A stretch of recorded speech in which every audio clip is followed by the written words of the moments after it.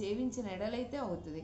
మనం మామూలుగా క్షేమంగా అన్నమాట చాలా చోట్ల వింటూ ఉంటాం. బయట కూడా మామూలుగా మనల్ని ఎవరిని అడిగినా సరే ఎలా ఉన్నారు అని అడుగుతారు, బాగున్నాం అంటాం.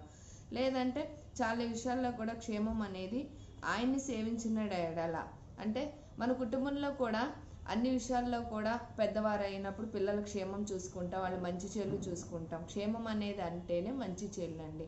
దేవుడు కూడా మనల్ని క్షేమంగా చూచుకుంటాను అంటే ఏంటి, మన మంచి చెడులు చూసుకుంటానంటున్నాడు. మరి ముఖ్యంగా మన సంవత్సరములు అధికంగా చేస్తానంటున్నాడు. అది ఎప్పుడవుతుంది, ఆయన సేవించిన ఎడలైతే అవుతుంది. మరి ముఖ్యంగా అన్ని విషయాల్లో కూడా దేవుడు మనకి ఈ వాగ్దానం ద్వారా ఎందుకు మాట్లాడాలని ఆశపడుతున్నాడంటే, ఎన్నో విషయాలుగా మనం కొన్ని విషయాల్లో అన్ని అంటే మనం జరిగిద్దా జరగదా, లేదంటే నేను ఇంతే ఇలాగే ఉంటానా అని కూడా ఆలోచిస్తూ ఉన్నారండి. అన్ని విషయాల్లో కూడా దేవుడు క్షేమంగా మిమ్మల్ని నేను చూచుకుంటాను. మరి ముఖ్యంగా